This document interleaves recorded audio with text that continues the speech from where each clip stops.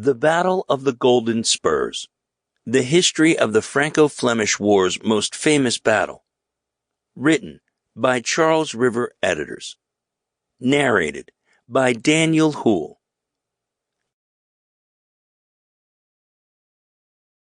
Introduction. In the time period between the fall of Rome and the spread of the Renaissance across the European continent, many of today's European nations were formed. The Catholic Church rose to great prominence, some of history's most famous wars occurred, and a social class system was instituted that lasted over 1,000 years. A lot of activity took place during a period frequently labeled derogatively as the Dark Ages. And while that period of time is mostly referred to as the Middle Ages instead of the Dark Ages today, it has still retained the stigma of being a sort of lost period of time in which Western civilization made no worthwhile progress after the advances of the ancient civilizations of Greece and Rome.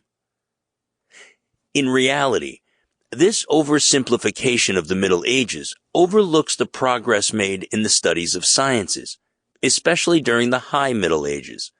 It also ignores the fact that one of the most important inventions of the last millennium was created in Germany during the late Middle Ages, the printing press, which allowed the Renaissance to move across the continent and help position Western Europe as the wealthiest region in the world.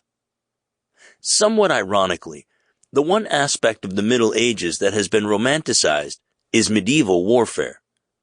The Middle Ages have long sparked people's imaginations thanks to imagery of armored knights battling on horseback and armies of men trying to breach the walls of formidable castles. But what is generally forgotten is that medieval warfare was constantly adapting to the times as leaders adopted new techniques and technology, and common infantry became increasingly important throughout the period. The changes became most evident at the beginning of the 14th century, when the French army fought rebellious forces from Flanders in the Battle of the Golden Spurs on July 11, 1302. Though the battle is mostly forgotten today, it was one of medieval Europe's most important battles because the Flemish army, consisting almost entirely of infantry, defeated the French forces and their heavily armored cavalry.